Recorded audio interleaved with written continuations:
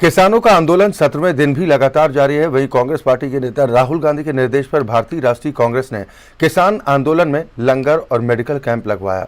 युवा कांग्रेस अध्यक्ष श्रीनिवास के नेतृत्व में कैंप में अत्याधुनिक मशीनों के जरिए सेवा की जा रही।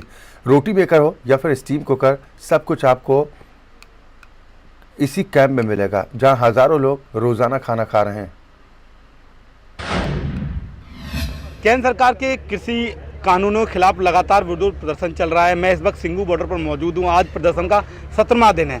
एक तरफ हजारों लाखों की तादाद में किसान यहाँ आए हुए हैं, दूसरी तरफ सर्दी का मौसम, कोरोना का टाइम है। ऐसे में ज़रूरत है काफ़ी सहूलतों की, मेडिकल कैंप की, खाने की। उसके लिए भारतीय युवा कांग्रेस जिनके राष्ट्रीय अध्यक्ष है श्रीनिवास, जिनको आपने लॉकडाउन के दौरान बड़ी तादाद में लोगों की हेल्प करते हुए देखा था, सोशल मीडिया से लेकर हर जगह उनकी चर्चा थी। उन्होंने एक IYC ने एक कैंप लगाया हुआ है। ये मेडिकल कैंप है। आप देखेंगे लगातार जब से आंदोलन शुरू हुआ है ये मेडिकल कैंप चल रहा है। बगल में हालांकि लंगर भी है, मैं आपको एक बार वो भी दिखाऊंगा। और सबसे महत्वपूर्ण बात कि जब मैं यहाँ पर आया उस वक्त मुझे स्वयं राष्ट्रीय अध्यक्ष श्रीनिवास जी मौजूद मिले। वो स्वयं सेवा में लगे हुए थे हम हमारे साथ। और आप जब जब बड़े बड़े कैंप्स में जाते हैं आप देखते हैं कुछ कार्यकर्ता वहाँ पर खड़े रहते हैं। पार्टी के कोई बड़े नेता नहीं होते हैं, लेकिन यहाँ पर एक अच्छी चीज़ ये है, एक अलग है कि राष्ट्रीय अध्यक्ष खुद लोगों के बीच में आम जनमानस बनकर घूम रहे हैं। आप जान भी नहीं पाएंगे कि इतनी बड़ी पार्टी के युवा विंग के जो अध्यक्ष हैं वो आम लोगों के बीच रहते हैं, आम लोगों के बीच जुड़े हुए हैं।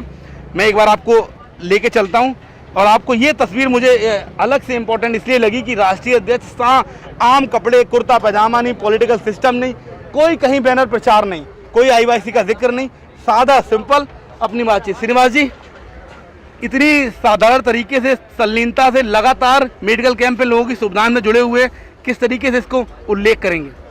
ये देश का अन्नदाता लगातार 17 दिन हो गया है। दिल्ली और हरियाणा जो बॉर्डर है, सिंघू बॉर्डर है, यहाँ 96,000 ट्रैक्टर्स है, लाखों के ऊपर जो किसान है। तो उन लोग का दर्द सुनने के लिए सरकार तैयार नहीं है। इस गूंगे बेरे निकम में सरकार है। सबसे ज़्यादा इस ठंड के समय में 11 मौत तक किसान मर चुका है। इस मौत का जिम्मेवारी कौन है? जो यहाँ इसके ठंड के समय में कौन इन लोग को खाना से कितना अव्यवस्था है, इस काला कानून को वापस लेना चाहिए। किसान के लिए इन लोग ने जो कृषि अध्यादेश में जो प्रपोजल दिया है उसको किसान ने मना कर दिया। वो लोग बोल रहे हैं इसमें 90% हमने इसमें बदलाव लाया, तो 10% के लिए क्या दिक्कत है आपके लिए? पूरा कानून वापस लो। श्रीनिवास जी, ईगो बना के रख दिया। मैं एक बात जानना चाहता हूँ, आज 17वां दिन है, 11 मौतें हो चुकी हैं। सरकार कह रही है हम कोशिश कर रहे हैं। किसान नेता 6 तरीके की 6 बार वार्ताएं असफल हुई। स्वयं प्रधानमंत्री बात नहीं करते हैं, कृषि मंत्री को पीछे रखा जाता है, कभी गृह मंत्री तो कभी रक्षा मंत्री आगे आते। बड़ी असफलता है सरकार की। देखिए, आप मन की बात सुने, उनके मन की बात में इतनी बड़ी लेवल पे आज़ादी के बाद कोई आंदोलन हुआ है, ये सबसे बड़ा आंदोलन है मेरे को। मैं जब तक मैं राजनीति देखा हूँ, जो इसके बारे में एक शब्द नहीं बोल सकते। वो बाजवा जी का जन्मदिन है, उनको फ़ोन करके बता रहे हैं। मन की बात में कानून का अच्छा ही गिनवाना चाह रहे हैं। तो इस कानून के इतना अच्छा हो तो किसान क्यों है? पागल है क्या? सड़क में आके 1.5 महीने वहाँ धरना प्रदर्शन कर दिया, फिर वापस दिल्ली पहुँचे, दिल्ली में कर रहा है। ये पूंजीपति जो इनका 4 दोस्त है उनके लिए ये कानून बनाया है। रहित किसी के हित, किसान के हित में ये कानून होता था। लेकिन सरकार तो श्रीनिवास जी, सरकार तो ये कह रही है कि हमारे पास सूत्रों के हवाले से खबर है, लेफ्ट विंग और कांग्रेस ने इन लोगों को भ्रमित किया है। आपकी पार्टी पर वो जिम्मेदारी ठोक रहे हैं कि आप लोग भ्रमित कर रहे हैं, इसलिए किसान बाहर है। तो भ्रमित 1 लोग को कर सकते हैं, 2 लोग को कर सकते हैं, ये सारे दिल से आया है किसान है। आप एक के साथ उनके साथ बैठ के उनका बात सुनेगा ना, ये सरकार इनको हार्ट अटैक हो जाएगा। मोदी को जो बात लोगों ने, जो किसान असली बात रखे है उनका बात चाहे तो सुनने को बोलो। इनका जो मैनेज कर लिया है, जो सारे बिल जो पास किया, ऐसे ही है। जब इन्हें भू अधिग्रहण कानून वापस लिया था, ऐसे ही इसको भी वापस लेना पड़ेगा। जब तक वापस नहीं लेगा, ये ऐसा कौम है। पंजाब हमेशा एकदम लोगों को सेवा करने से लेके इस देश के लिए जो किसान है, लोग खाना खिलाते हैं। आज कहीं ना कहीं ये लोग मुसीबत में हैं, उसके बारे में इनका सोच नहीं है। ये बिल्कुल गलत है और भगवान भी इनको माफ़ नहीं करेगा। का जो आदेश है, जो भी सेवा करना है वो सेवा मनोभाव से करो, कोई राजनीति नहीं करना है। हमको राजनीति नहीं करना है, हम किसान के साथ खड़ा है हमेशा, ये परंपरा है हमारा। हम इनके साथ हमेशा आगे भी रहेंगे, लाइफ भर जब तक सूरज चांद रहेगा तब तक हमारा पार्टी, हमारा नेता राहुल गांधी, सारे लोग किसान के साथ रहेंगे। जो किस तरीके से इस किसान को ख़त्म करने में लगा है, सरकार को शर्म आना चाहिए।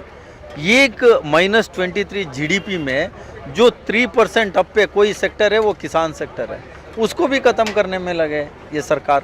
इस देश का युवा के साथ क्या हुआ, सबसे ज़्यादा बेरोजगारी हो गया, कितने आत्महत्या हो रहा है।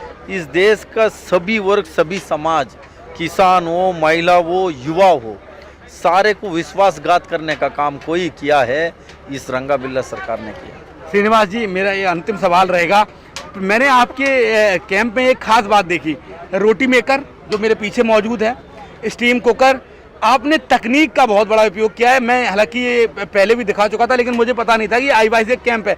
एक बार मैं अपने दर्शकों को कहूँगा, आप पूरा कैंप देखेंगे, कहीं पर इंडियन यूथ कांग्रेस का जिक्र नहीं है, यानी सेवा सिर्फ और सिर्फ धर्म और सेवा के वास्ते, कोई प्रचार प्रसार नहीं।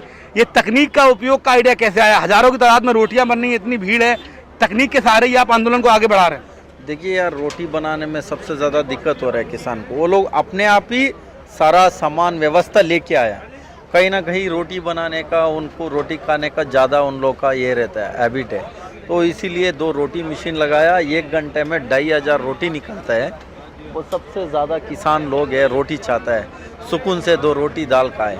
तो उन लोग के लिए ये रोटी मशीन लगाया।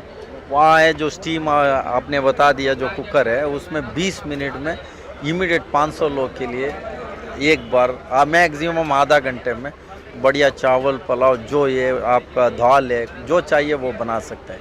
इसीलिए हमने, या बिजली का दिक्कत है, हमने जनरेटर लगा के लगातार कितना हमने सेवा कर सकते हैं आदरणीय नेता राहुल गांधी। अंतिम सवाल रहेगा मेरा, आपकी पार्टी में वरिष्ठ मंत्री हैं, केंद्रीय कृषि मंत्री से लेकर ऐसे ओहदेदार मंत्री हैं, आप लोग सरकार को सुझाव क्यों नहीं देते? आप लोग आगे आकर सरकार को समझाइए कि ये कानून करिए, लोगों को समझ आ जाएगा। सरकार ये बात सुनता था, किसान का बात, ये आंदोलन ही नहीं होता था।